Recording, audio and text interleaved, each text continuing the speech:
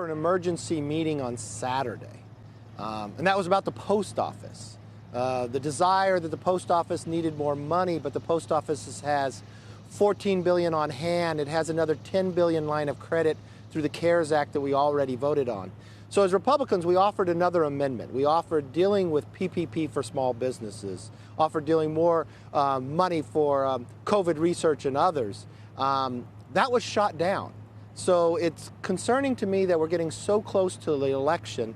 I'm not in the majority. I can't control what comes to the floor. That almost this is becoming a political element instead of a policy one that it needs to be. And then just to get from point A to point B, there's Congress Yes.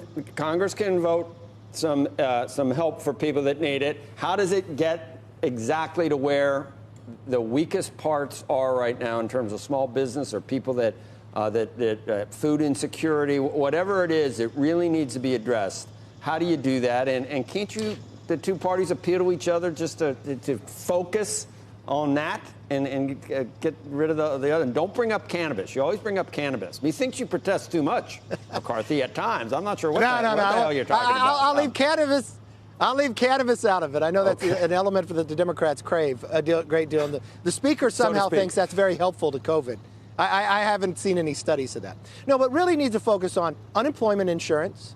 Fortunately, the president took some action there, but unfortunately, the Speaker wants to stay at that $15 an hour extra from the federal government per week, even though Steny Hoyer says, no, we could come off that.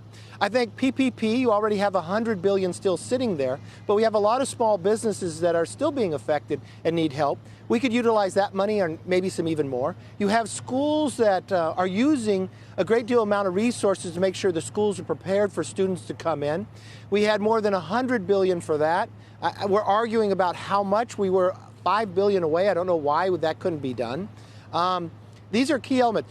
Resources to the states, there are more than $100 billion that's already sitting there that we could provide greater flexibility. There's $1 trillion that's already appropriated that hasn't been outlaid yet that you could utilize too.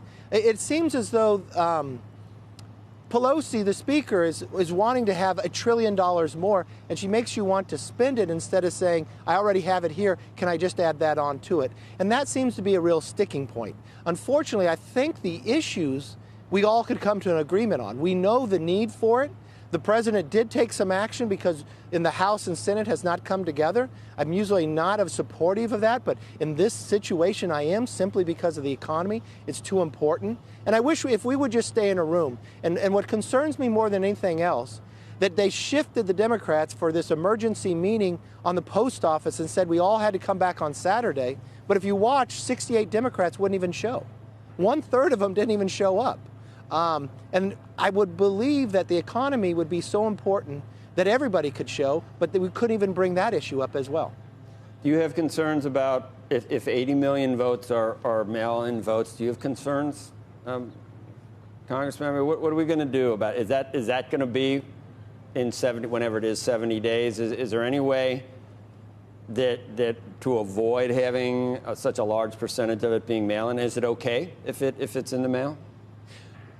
Well, it's interesting. Everybody's concerned about the post office when it comes to mail-in ballots. That's not a problem. The post office can handle it. If everybody voted by mail, that would only be 3/4 of what the post office delivers on an average day. They can handle it. The real concern is, can the election office handle it? And there's a real difference between mail-in and absentee.